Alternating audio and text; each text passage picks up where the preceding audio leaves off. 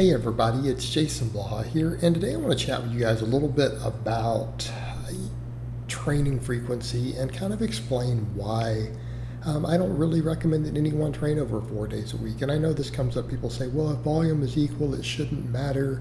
But it also comes down to the fact of allowing things like connective tissue, bones, other stuff to heal and remodel and recover from training. And here's the thing, ultimately when we start looking at all the data we have on volume, the research we have on volume, even in trained lifters, it turns out that when sets are high quality, meaning you are actually training hard.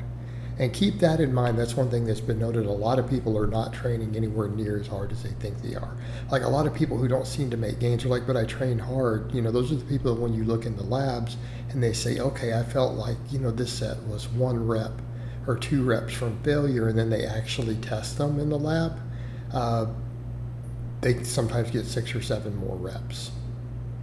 Literally 6 or 7 more reps on an exercise they can do on their own while maintaining good form. So that's a lot of what we mean by they don't train hard. People just literally have no idea. They don't know what muscle failure actually means, and they don't know what hard training is. And so you'll see the kids who, when they get to a single joint movement, they start grinding and doing rest pause and all this other stuff, going beyond failure, and then they end up just largely overtraining and overusing some of these smaller muscles. They'll do this on curls and stuff, but on their other exercises, they stop so far short that the training response is low.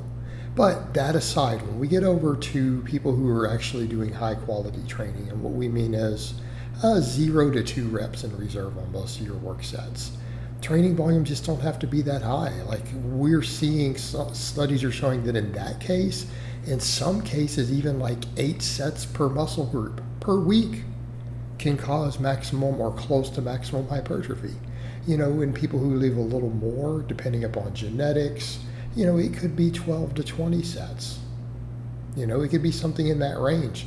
But even then, for most people, it's going to be, maybe 10 to 12 sets per week. And what people need to keep in mind, that is for very high levels of muscle growth, not to see any muscle growth. And so that's one of the things you'll see when people discuss volume. They're like, well, I'm not seeing any muscle growth on this many sets. It's like, well, you're probably doing too many. Quite frankly, because when studies show for some people it's as low as 8, and even then, almost everyone grows on 8 to 10 sets. Even 10 sets, pretty much everyone will grow on. It just may not be 100% of all your possible growth. You see where we're going with this? Okay, if you're doing 10 hard sets a week for a muscle group, you should be growing some. Even if it's only 70 or 80% of the most you could possibly grow, it still should be muscle growth. So in that context, when you factor in that for most people, they'll grow on 10 sets, they'll grow, and at the most 15 to 20 is going to be the extreme end. The extreme end. And people probably shouldn't be doing that for every muscle group. Maybe just your lagging ones, maybe your stubborn ones, right? Ones that seem to be resistant to growing, maybe in those cases. But by and large, it's further down. So even if you say, okay, 12 sets, well, how many days a week do you need to train to get 12 sets in per muscle, right? Let's say 6 sets twice a week. 5 sets twice a week. What if you really want to do 10? How many days do you really need to train? 3 to 4? Almost no one on the face of the earth has to get in the gym more than 4 days a week to reach 10 sets per muscle. Example. Let's say you do, all right, but let's say the other. So let's say quads. Let's say you do 6 sets of squats, 6 sets of leg presses, split up twice a week. And then you do 3 sets of deadlifts and then glute ham raises, right? On those days. That's your whole lower body covered. That's your whole lower body covered in 4 exercises done twice a week. Upper body, pull the same idea. 6 sets of pressing, 6 sets of pulls, maybe a delta exercise and an arm exercise. Is that 6 exercises. So that's like 3 sets of 6 exercises done twice a week. That's 18 sets. Okay? And that's if we want to do a pretty good chunk of volume. That's if we're exceeding 10. That means some of those muscles are getting more than 10 sets to even do that. How long does that really take? An hour? Hour and a half? Twice a week? The other's like an hour.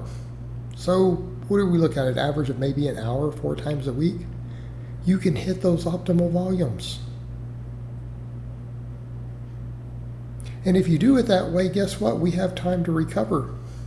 Because people say, well, I could spread that out. I could come in and I could do 3 sets 3 times a week for a muscle. It's like, at that point, you might as well almost go full body.